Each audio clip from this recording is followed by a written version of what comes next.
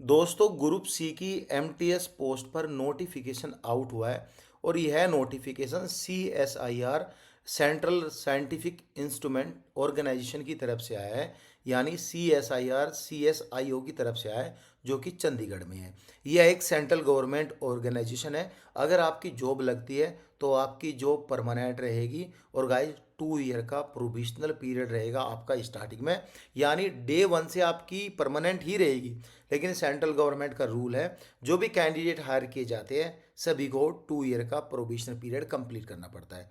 इसमें group C की MTS की पोस्ट आई है। टोटल नंबर ऑफ पोस्ट 7 है, जिसमें जनरल कैंडिडेट के लिए 4 पोस्ट आई है, ओबीसी के लिए 2 पोस्ट आई है और ईडब्ल्यूएस कैंडिडेट के लिए 1 पोस्ट आई है। अब एसटी एससी वाले कैंडिडेट के लिए कोई भी पोस्ट यहाँ पे नहीं आई है। उनका एक क्वेश्चन होगा कि एसटी एससी कैंडिडेट है, क्या हम यूआर कैंडिडेट के लिए फॉर्म फिल कर सकते हैं? बिल्कुल, वह कैंडिडेट यूआर के लिए फॉर्म फिल कर सकते हैं, लेकिन किसी भी तरह का कंसेशन या रिलैक्सेशन आपको नहीं मिलेगा। एज ए जनरल कैंडिडेट आप कंसीडर किए जाएंगे। लेवल 1 की सैलरी रहेगी आपका बेसिक पे 18,000 रुपये रहेगा, यानी स्टार्टिंग का 18,000 रुपये, बढ़ बढ़ के 40 साल तक 56,900 होता है। ये आपका बेसिक पे होता है, सैलरी नहीं होती। सैलरी लगभग सभी कुछ अलाउंसेस मिला के सैलरी बनेगी आपकी 36,306 रुपये। मुझे लग रहा है इसमें वाई सिटी का एचआर होगा। अगर आपका कहीं ट्रांसफ़र होता है, देखो इस C S I R C S I O की जो है चेन्नई में भी है, चंडीगढ़ में भी है, बहुत सारे ऐसे साइंटिफिक सेंटर है। अगर आपका कहीं पर एक्स सिटीज़ में ट्रांसफ़र होता है तो यहीं पर ही 4-5 हज़ार रुपये आपके बढ़ के मिलेंगे। अब यहाँ पे क्वेश्चन ये आता है कि हमारी पोस्टिंग कहाँ पे होगी। आपकी पोस्टिंग इनिशियल पोस्टिंग आपकी चंडीगढ़ के लिए होगी।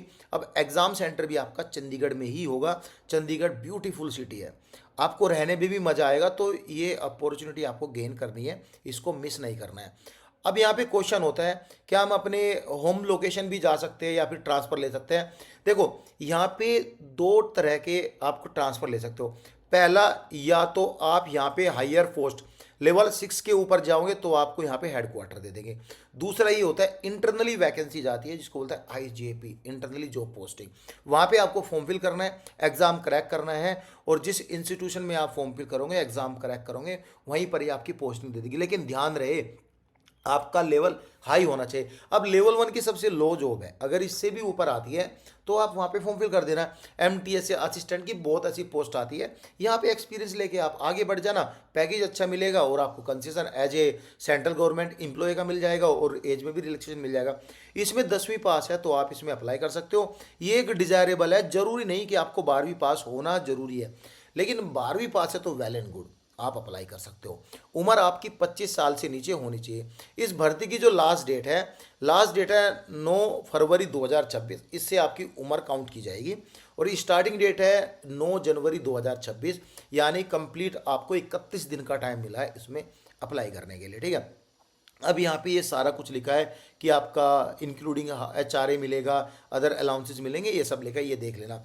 अब आपका जॉब जो है, यहाँ पे जॉब काम का क्या है, देखो opening and closing the section, ये क्लोज करना है।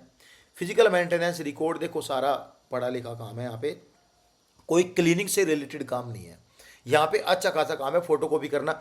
अगर यहाँ पे ज्वाइनिंग लेके आप जो है आईबी के मिनिस्ट्री में एज ए एमटीएस पोस्ट पर जाते हो तो भाई वेल एंड गुड, अच्छी जॉब रहेगी और आपको प्रीवेंस भी दे देगा।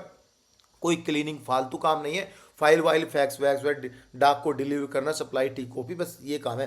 देखो यार, काम तो करना पड़ेगा। अब कहीं पर ऐसा होता है कि 100% काम तो कोई भी फिट नहीं होता है कि आप 100, कभी कभी जो है लेवल 6 की सैलरी वाले ऑफिसर भी कुछ ना कुछ गलत काम करवा देता है गवर्नमेंट। तो भाई आपको भी ये लगता है preparation of supply of T and coffee जो हायर क्वालिफिकेशन है, मैं मानता हूँ कहीं ना कहीं वो इस चीज़ को मिस करेंगे कि ये गलत काम हम कर रहे हैं। सिलेक्शन का प्रोसीजर यहाँ पे ईजी है, खास कुछ नहीं है। यहाँ पे आपका एक रिटन टेस्ट लिया जाएगा। रिटन टेस्ट में आपके 5-4 पार्ट होंगे। जनरल इंटेलिजेंट का होगा, क्वांटिटेटिव एप्टीट्यूड का होगा, जनरल अवेयरनेस का होगा, इंग्लिश लैंग्वेज एंड कॉम्प्रिहेंशन का होगा। ये आपका रिटन टेस्ट होगा, ये यहाँ पे बताया गया है। यहाँ पे those who qualified trade test will be invited for the written test. पहले सबसे पहले आपको एक ट्रेड टेस्ट के लिए बुलाएंगे, यानी जो फिजिकल टेस्ट होगा, ये सब पूछेंगे क्या काम करते हो क्या नहीं करते हो। वैसे तो कोई यहाँ पे पार्ट थोड़ा हिलवा के देखेंगे आपसे, नॉर्मली पढ़ाई लिखाई से काम होगा, कितना पढ़ा है, कोई एक्सपीरियंस है इधर उधर का। अब 25 साल के बंदे को कितना ही एक्सपीरियंस होगा, वैसे तो वो अपनी उम्र 25 से ऊपर ज़्यादा तो जॉब ढूंढने में लगा देता है। तो कोई यहाँ पे प्रॉब्लम नहीं है, फ्रेशर हो तो डेफिनेटली यू कैन अप्लाई, ठीक है। अब यहाँ पे एक ट्रेड टेस्ट होगा, ट्रेड टेस्ट के बाद एक मेरिट लिस्ट बनेगी। देखो फिल्टर ट्रेड टेस्ट में ही कैंडिडेट हो जाएंगे, उसके बाद रिटर्न टेस्ट देना है। अब रिटर्न टेस्ट में चुनिंदा कैंडिडेट जाएंगे, और जरूरी नहीं वे चुनिंदा कैंडिडेट परफॉर्मेंस मीन्स की परफॉर्मेंस देंगे, रिटर्न टेस्ट में अच्छी परफॉर्म करेंगे। हो सकता है कि रिटर्न टेस्ट गंदा जाए, लेकिन भाई हाँ ठीक है, आपको अप्लाई करना है, रिटर्न टेस्ट जैसे भी जाएगा वैसे मेरिट लिस्ट बन जाएगी, सेम है, ठीक है। बेनिफिट क्या है, बेनिफिट ये देख लो, आपको T H R A D सब कुछ मिलेगा। अब इसी लाइन में कहीं ना कहीं लिखा रहता है कि आपको एच आर ए कौन सी सिटी का मिलता है, शायद इसमें इन्होंने नहीं दिया है मेरे हिसाब से। चंडीगढ़ वाई सिटी का एच आर ए कहीं ना कहीं मिलता है। ऑल इंडिया कैंडिडेट अप्लाई कर सकते हैं, यहाँ पे क्लियरली लिखा है, तो ये सब चीज़ है।